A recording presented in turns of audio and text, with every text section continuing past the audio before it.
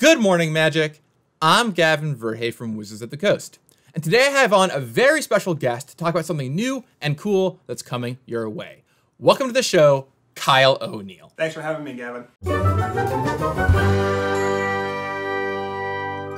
So first of all, before we get into the meat of today's show, talk to us a little bit about what you do here at Wizards, how long you've been playing Magic for, what you've done at Wizards product-wise, like just fill us in on all the good stuff. I got my start with Magic back in 1997 with the Chandelar video game, but I didn't actually hold a physical Magic card in my hands until a little bit later with 7th edition when I got to go to my first in-store event. I've been working at Wizards of the Coast for about 8 years. I'm currently the Senior WPN Retail Relationship Development Specialist, which is a mouthful, but essentially I serve as a business resource for WPN stores that serve our games. I got a chance to work on the Ravnica Guild kits about 2 years ago, and some of the decks that I contributed to were the Golgari deck, the Orzhov deck, the Dimir deck, and the Gruul deck. I was also involved in some of the playtesting for some Commander products, as well as other games that we've produced, such as Dungeon Mayhem and some of the Betrayal at House on the Hill expansions. I also like to dabble in some card design, and so 2 cards that have my stamp on them are Munda Ambush Leader and Gerard Weatherlight Hero. So truly like a renaissance man of Wizards. You do it all. You do sales, you do design, you work on other games too, lots of cool stuff. And today you're going into yet another field, which is pretty cool. You are heading into the digital field and doing something fun with Magic Online. So it's going to bring kind of your best of product and game design over to the Magic Online side with a new cube for the Spotlight series. Kyle, what do you have lined up for us today? Today, I'm here to talk to you about the Core Set Cube, which takes some of the most powerful, nostalgic, and flavorful core set cards and mixes them together into a cubing experience all its own. What's the story here, Kyle? Why a core set cube? How did this come to be? Basically, ever since I've been working at Wizards, I have been working on building a variety of different types of cubes. Some better than others. Things like the Kamigawa Cube, the Mercadian Masks Cube, the Mono Green Cube, the Story Cube, and the Kaijudo Cube. In fact, there was like a weekly cube night at Wizards that you ran for a while, right? Yeah, we ran it every week. We can gather at least 8 to 12 people to just draft through a variety of different cubes. But once I got to creating the Core Set Cube, we knew we had an instant hit. Like, it was one of the most popular cubes, most requested, and more frequently tuned cubes within our group, and pretty excited to bring it back to Magic Online. When a lot of players think about core sets, they're like, oh, core sets, those are like bland Windrakes and Grey Ogres bashing into each other. What makes this core set cube surprisingly awesome? Like, what is the thing that you love about it that you think everyone should go and try out? The Core Set Cube is all about getting the gang back together. Shivan Dragon, Giant Growth, Counterspell, they're all here. The core set is great because it exists at the heart of Magic. Like, the cards included are cards that are near and dear to a lot of players' hearts, myself included, and it's just fun to be able to put them into an environment where they can battle against each other kind of through the ages, and you can see the evolution that Magic has experienced, as it's gotten older. What are some of your favorite cards reprinted in the Core Set Cube? Personally, one of my favorite cards in the cube is Warp World, which was originally reprinted into a cube, into a core set in Magic 2010, and so that's here. What do you do with Warp World, Kyle? One of my favorite decks with Warp World is to just draft a bunch of permanents and have Warp World be the only spell, only instant or sorcery in the deck. So things like Overgrowth to ramp and other enchantment-based ramp, Siege Gang Commander to create a bunch of tokens, Acidic Slime to whittle down your opponent's board, and then you could branch into blue, play Archaeomancer to get your Warp World back so that you can cast it again. So it's not just like some of the greatest hits, there's also some pretty wacky stuff in this cube that really gives it a fun feel. All right, well then let's start getting into the archetypes then, because it sounds like those are pretty fun. One of my favorite archetypes is Black-Red Sacrifice, with cards like Fallen Angel, sacrificing your token-making creatures, and then swinging in for a bunch of damage, and then casting something like Fling to get them the rest of the way. Kyle will have a full article up on dailymtg.com covering all 10, so you can go and check that out for the whole thing. But what I want to do today for the meat of the show is do some pick one pack ones. So what we're going to do next is we're going to look at a booster pack of the set, we're going to talk about it a little bit, and then move on to the next one. So without further ado, let's bring up the first pack. Okay, so first and foremost, right off the bat, I'm getting hit by a wave of nostalgia. I mean, look at the cards in this pack. You've got Howling Mine, Mana Leak, Equilibrium. That is a card that is so nostalgic for me. I played it back in 7th edition in my Madness deck. It was so good. As well as some newer hits, right? You've got Cathedral of War, Abbot of Carroll Keep, all that kind of stuff. Plus, let's not forget, of course, Shivan Dragon. That is as classic as they come in Magic. So, okay, this first pack already has me very, very, very excited for the cube. Well, lots of really good options. You know, if you want to commit to a color, I could easily see taking the Equilibrium or the Mana Leak. Equilibrium is just so hard to beat when it gets rolling. All of your creatures are Mana Wars.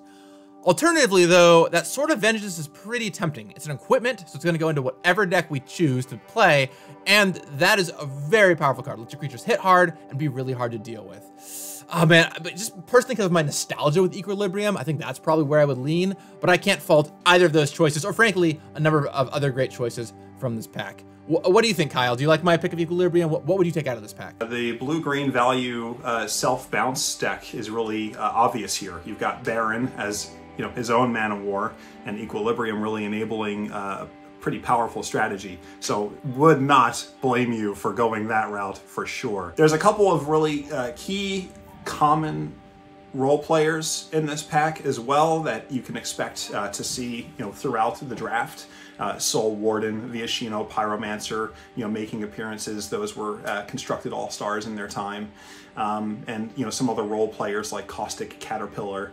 You don't want to underestimate the value of being able to destroy enchantments, because this format does feature a number of really powerful enchantments, enchantments being the green-white archetype. Now I see the Soul Warden here, Kyle. Is there like a Soul Sister style strategy in here with the Johnny Pridemates and stuff like that? Black-white life gain is definitely an archetype in this format to contend with cards like Beacon of Immortality to double your life total, and Veto to weaponize that life gain against your opponent. It's a lot of fun, and there's a number of payoffs in white and black. If I were to take a pick out of this pack, I'd probably, honestly, I might go for the Mind Shatter and try just going big with either mono black, because monocolor strategies you know, do kind of stand out in this format.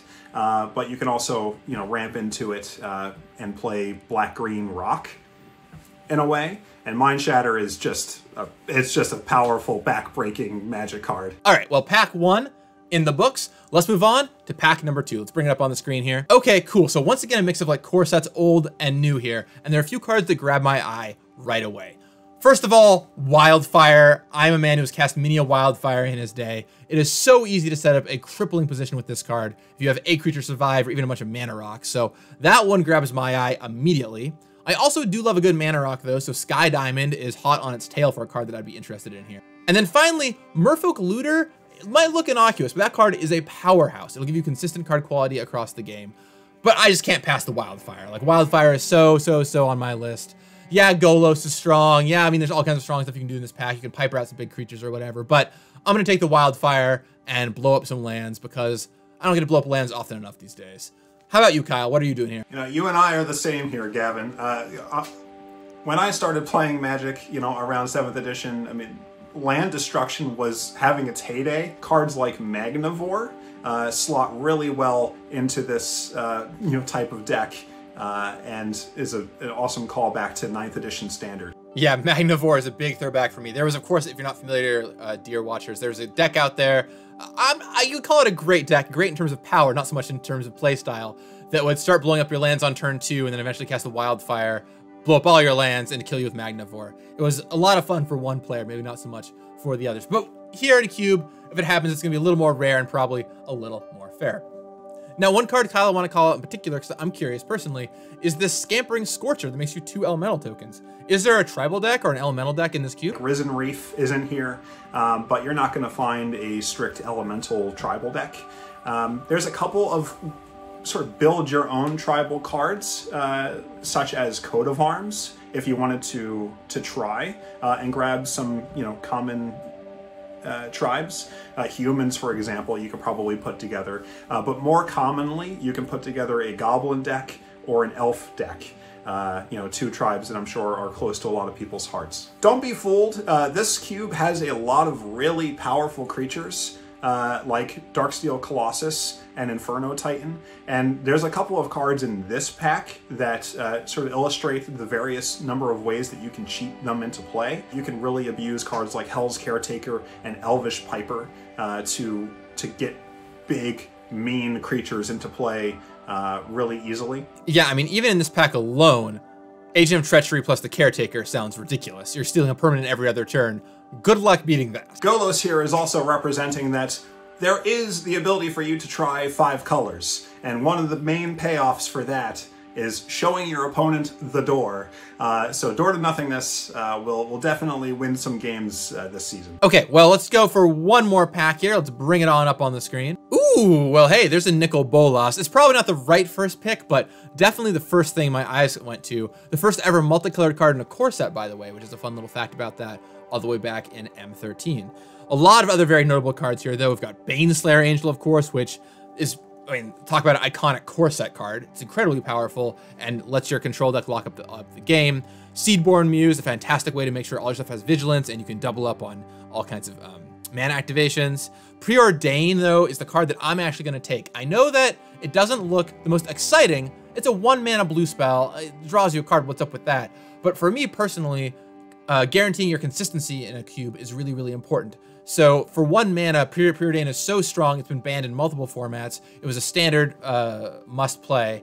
It's a 1-mana spell. It's always going to make my blue deck, and it will make any blue deck I play better. But I can see a number of picks here. What are you taking, Kyle? Yeah, this is a tough pack for sure. This pack has tools for a number of decks, like Tragic Arrogance as a board wipe for things like building out a blue-white control deck. Kytheon, if you want to go for a white aggro deck. Just white weenies is an archetype that you can definitely shoot for here. All the standouts are included. And Flames of the Firebrand, I don't know, that card is pretty powerful as far as just like a staple red card is concerned. So that one has my attention. But you know, I don't really know how you could possibly pass up the opportunity to just go for Nicol Bolas, Planeswalker right out the gates, and you know, see what trouble you can get into. Kyle, when can players try this thing out on Magic Online? The core set cube will be available on Magic Online from November 25th to December 2nd. So a whole week of being able to explore this new format. Any parting words you wanted to share before we close out for the day? If you don't know what to do, you can always follow the advice that I like to offer the players that I cube with, and that is, when in doubt, do the fun thing. Thank you so much for coming on today, Kyle. It was a blast having you here, and I cannot wait to try out the core set cube available on Magic Online this Wednesday. I'll talk with you again soon, and in the meantime, may you have a lot of fun revisiting some old nostalgic favorites. You got this. All the way back for Commander 2018, we didn't start with Magus of the Balance. We started with Magus of the Eureka. Originally, it seemed like green had a spot for a Magus here, and Eureka was a natural card to choose. Now, we pretty quickly ran into 2 problems. The first was a creative one.